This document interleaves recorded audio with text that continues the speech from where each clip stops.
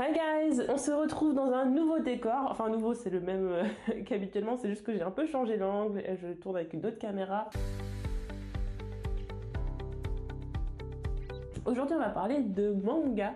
Ça faisait longtemps qu'on n'avait pas parlé de manga. Est-ce qu'on a déjà parlé de manga sur cette chaîne d'ailleurs? Je sais plus. BD oui, mais bon, manga j'avoue que je sais plus. Animé oui, manga je sais plus. Bon bah c'est pas grave. On parle souvent de séries, vous voyez souvent des montages par rapport à des jeux vidéo.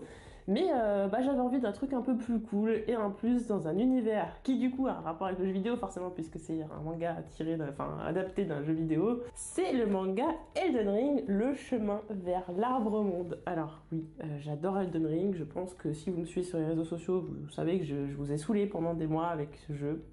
Voilà, j'ai même la petite déco derrière, j'ai pas le collector parce qu'il coûte un peu de blinde, mais j'ai même acheté on m'a offert plutôt le guide Elden Ring qui vaut quand même 45 balles hein, avec il y a le poster avec la map qu'il faut que je mette d'ailleurs. En fait c'est vraiment un guide complet, en fait il y a 2 volumes, ça c'est le premier volume que j'ai. Quand j'aurai touché un SMIC je pourrai acheter le deuxième. Il y a vraiment tous les endroits, il y a les mobs, il y a ça parle du système de jeu.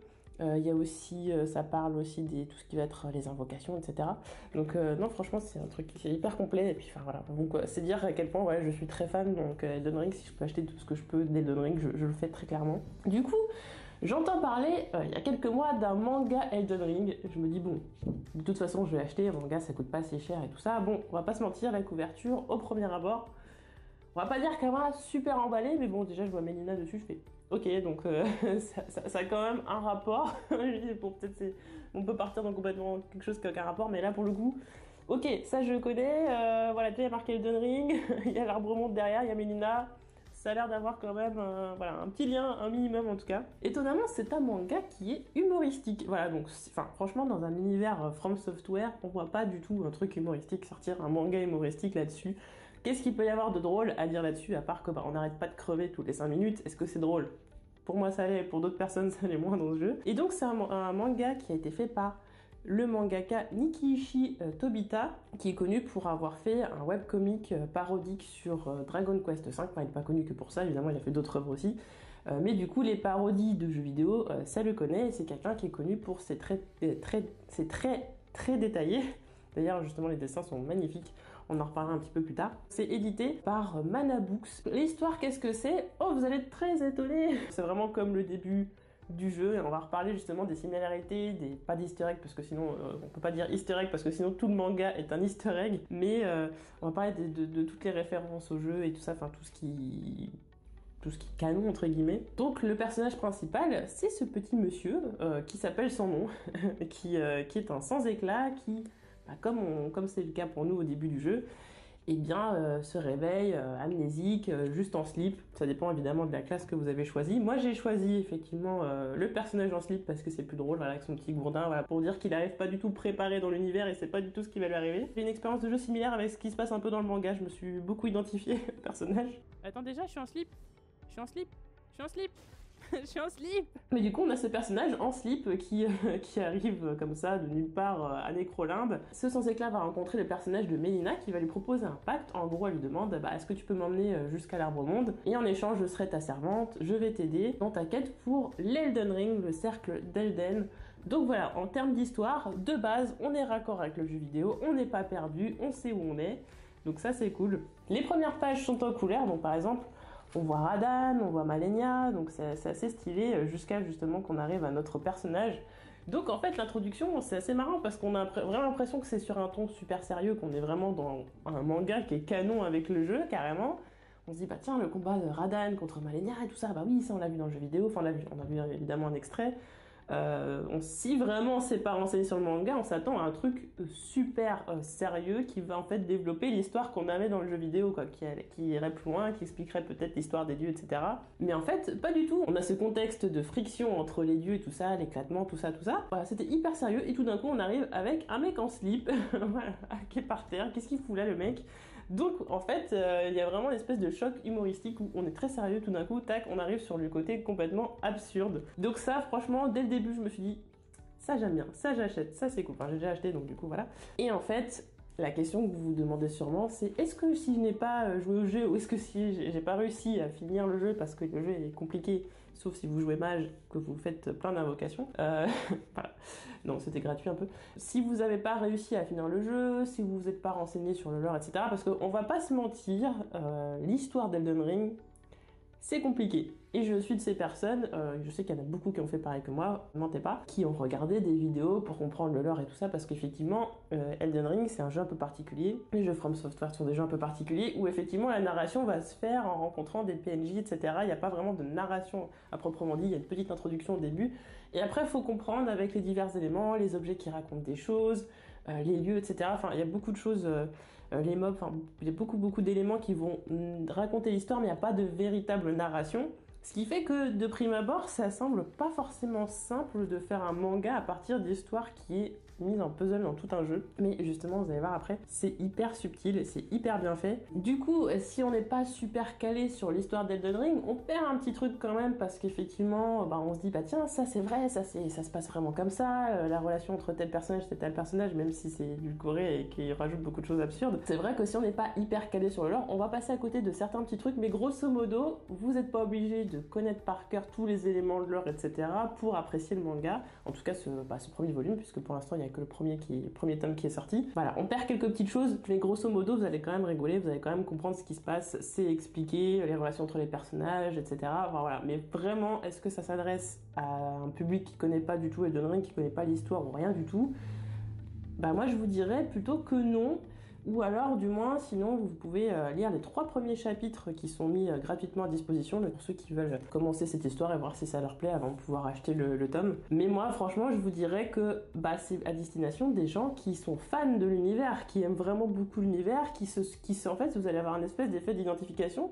Moi, clairement, j'ai pris exactement la même classe de personnage que le personnage qu'il y a dans ce manga. Du coup, ce qui fait que, oui, j'arrive au début du jeu, je suis en slip comme ça, j'arrive de nulle part, je comprends rien à ce qui se passe. Et en fait, après, on va rencontrer divers PNJ, etc. Donc oui, en fait, le truc qu'on se dit, c'est que oui, les étapes vont être, pour l'instant en tout cas, ont l'air d'être les mêmes. Il y a un ordre, on rencontre tel boss, puis on rencontre tel boss, on rencontre tel personnage à tel moment, etc. Chronologiquement, ça reste quand même la même chose, même si effectivement c'est un jeu qui est très libre et du coup on peut aller à tel endroit avant d'aller à tel endroit, mais logiquement vous allez un peu farmer partout et les faire quand même dans un certain sens, dans un certain ordre chronologique. Donc du coup on se dit quel est l'intérêt de revivre exactement la même chose que ce qu'on a vécu dans le jeu? En fait c'est tout simplement d'avoir un côté humoristique, de se dire voilà, est-ce que vraiment j'ai envie de me relancer dans le jeu? Peut-être pas, mais par contre j'ai envie de revoir tout ce que j'ai vécu avec un autre œil, c'est-à-dire de redécouvrir les personnages leur change complètement, leurs traits de caractère, la plupart sont complètement absurdes. On va prendre Blade c'est un teubé complet, qui sait pas lire une carte, enfin voilà, je vais pas spoiler tout ce qui se passe, mais il y a des relations entre les personnages, c'est n'importe quoi, enfin c'est tellement sérieux et tellement dramatique. Enfin voilà, les jeux From Software ce sont pas les jeux que vous allez jouer quand vous êtes dans un bad mood, clairement. Donc, du coup c'est vrai que c'est bizarre de se dire tiens, on aborde tout ça avec le côté humoristique. Du coup tous les personnages sont tournés en dérision, il y en a un c'est un peu une fashion victime, voilà, c'est complètement des choses auxquelles on pourrait pas penser, mais c'est bien fait, c'est cohérent avec du coup tout l'univers qui est un peu modifié. En fait, on garde vraiment la base du lore et on transforme les personnages en personnages absurdes. Mais à côté, on a quand même des références sérieuses. Enfin, il a quand même essayé d'amener quand même des gens un peu nouveaux dedans parce qu'on sent qu'il y a quand même des annotations par rapport à, par exemple, les fioles, ça sert à quoi? Telle chose, ça sert à quoi? Donc en fait, il y a une explication par rapport à quoi servent les items. Pour moi, c'est quand même destiné à des gens qui connaissent pas le jeu, mais j'ai du mal à croire que quelqu'un qui connaît pas du tout l'univers va vraiment apprécier autant que quelqu'un qui y a joué, forcément non. Après je pense qu'on peut quand même apprécier le côté humoristique et tout, mais tout l'intérêt vraiment est d'avoir fait déjà l'aventure, ou en tout cas de l'avoir bien entamé, et de reconnaître les personnages, de reconnaître les lieux, de reconnaître les situations. Et je trouve qu'il y a quelque chose qui est hyper subtil, c'est le fait que, comme je disais, la narration, elle n'existe pas, il n'y a pas vraiment de guide. En fait, on arrive dans le jeu, on a un sentinelle qui vient nous casser la gueule, le mec est beaucoup trop fort pour nous, on sait qu'il faudra revenir plus tard. Et pas exactement, dans le manga c'est ça, c'est le mec il arrive, il se fait poutrer par la sentinelle. Il y a vraiment le ressenti du joueur qui ressort dans le manga de tiens, ce personnage là, tous les joueurs s'en méfiaient, donc du coup effectivement dans le manga c'est retranscrit, oui vous êtes un peu louche vous, je sais pas quoi. Des dialogues qui sont très drôles. Il y a d'autres sentiments du style, on sent que ce boss là va être trop difficile pour nous et qu'il va falloir revenir farmer, récupérer des talismans, etc. Enfin plein d'autres choses. Ça c'est en fait le jeu qui nous l'explique à travers le level design, à travers tout un tas de choses, mais qui nous l'explique pas noir sur blanc dans un guide. Et en fait c'est un personnage qui va nous dire tout ça, qui va dire il te faut ça, reviens plus tard, etc. Je trouve que c'est très très cool parce qu'il y a vraiment toutes les caractéristiques du jeu qui sont prises en ligne de compte. Notamment par exemple le fait de level up, hein, on est dans un shonen, donc du coup oui forcément le personnage prend en puissance alors qu'au début il était nul et tout ça, on connaît. Mais vraiment il y a ce truc qui est gardé de jeux vidéo, on garde même les runes, donc les runes servent à justement à monter de niveau, à prendre des points d'intelligence par exemple deviennent vraiment des points d'intelligence où le personnage devient plus intelligent, enfin vraiment c'est poussé d'une manière un poil plus logique, mais aussi avec un côté absurde parce que le mec il est complètement teubé, donc du coup Melina se dit tiens on va lui donner des points d'intelligence parce que voilà quoi. Dans Elden Ring il y a un côté un peu frustrant quand même de rencontrer tous ces personnages et d'accord on a 3 lignes de dialogue, alors j'abuse un petit peu mais il y a des personnages qu'on revoit pas tout au long de l'histoire, il y a des personnages qui ont fait pas les bonnes choses qui disparaissent donc on ait pu faire toutes les quêtes. Du coup on a vraiment la possibilité de voir beaucoup plus ces personnages et de créer un espèce de lien d'affection parce que du coup c'est des personnages qu'on voit assez peu, et puis c'est un univers très froid et tout ça donc c'est difficile. Et là de revoir Blade qui est super sympa mais qui est un peu teubé, enfin voilà on l'aime bien etc. Mais revoir tous ces personnages en plus c'est vraiment, les dessins sont vraiment très très très très beaux. Franchement c'est un véritable plaisir. Parce que vu que c'est humoristique on aurait pu s'attendre au fait que ce soit des dessins un petit peu plus entre guillemets grossiers. Hein. C'est pas, je dis pas ça d'un point péjoratif mais d'un point de vue péjoratif. Mais plus grossier dans le sens moins détaillé et tout ça, et justement c'est un mangaka qui est connu pour justement ses dessins, c'est très détaillé. Par exemple on a le château de Valorage et tout ça c'est détaillé, on a les boss c'est détaillé, Blade est magnifique, enfin tous ces personnages sont très fidèles tout simplement aux jeux vidéo et ça fait très plaisir. Mais ouais, de les revoir et d'avoir un petit peu plus le temps de les connaître, et même il y a quand même des références factuelles, par exemple des rivalités entre des personnages et tout ça qui sont édulcorées, qui sont devenues absurdes. Blade avec un certain personnage, si vous avez fait le jeu vous savez qu'il est à la recherche d'un certain personnage et ils ont une espèce de rivalité tous les deux qui est complètement absurde et tout ça, enfin, c'est n'importe quoi. Voilà, en termes d'humour, si vous attendez un truc hyper subtil et tout ça, c'est subtil dans la réinterprétation qu'il y a du jeu et des sensations du joueur dans le manga. Par contre en termes d'humour, on va pas se mentir, c'est quand même une fois sur deux des blagues pipi caca.